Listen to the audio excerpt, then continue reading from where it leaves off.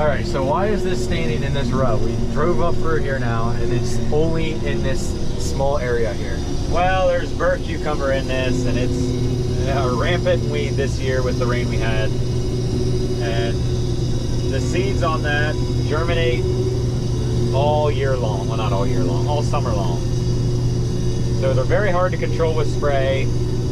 And if they get in a field, they'll just go up, vine up the corn and turn into a blanket on top of the corn and pretty much pull it down. And another problem is the seeds are viable in the ground for, I don't really know, 10, 5 years, I don't really know.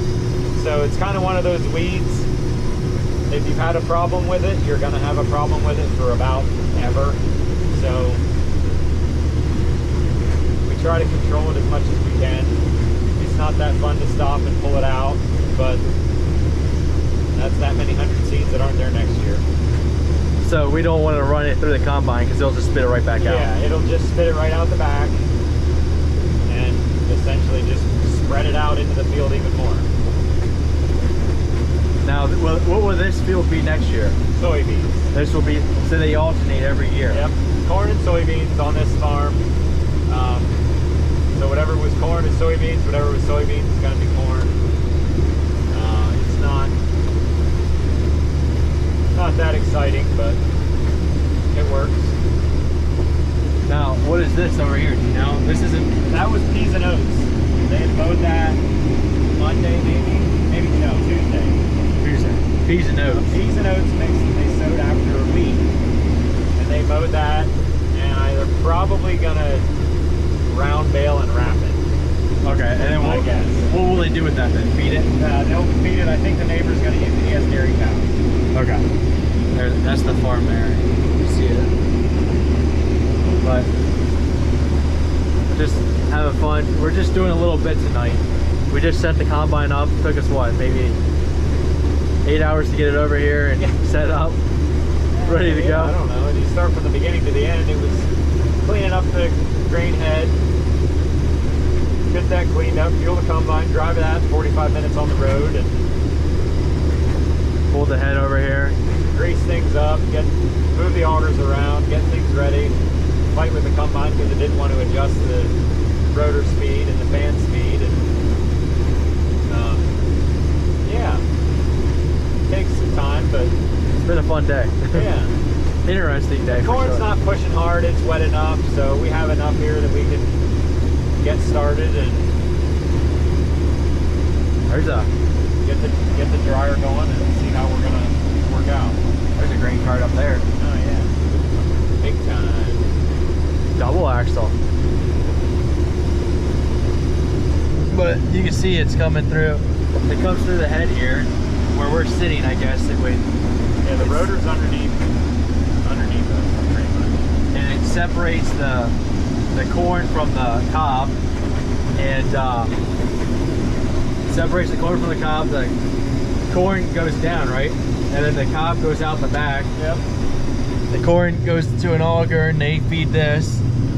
Right there at the top, you can kind of see the auger. When it unloads, you can really see the auger, but it gets fed up to the top, and it gets a heaping pile, and the combine will ding when it's done, and it's full. So if we're still filming when it dings, you'll hear that. But here you can kind of see that the rows are going this way now. Just kind of a shadow there. Oh. Yeah. They're going right. I lost the row. Let's see what happens here. It's going this way, and then you can see it's going this way, and then that way it goes that way then too. Since we can't open the field up the way I want to, and the truck is full, we're just kind of improvising, and ideally you get all the outside rows off, but the truck was full, and since we're just getting started, we're not going to get the other truck over here. We're just going to do what we need to do, get enough off so we can head back from this side, and we won't make it across the field. No way. No, we'll be pulling. We'll probably be halfway across the field when we get. About 75 yards from the end here. He's then we're not gonna get it far at all. I mean, it's pretty full. Once this window's, Well, since we got to pull out and go down the road, I don't want to make it. Oh yeah, you full. Then you're dumping it and making a mess. And haste makes waste.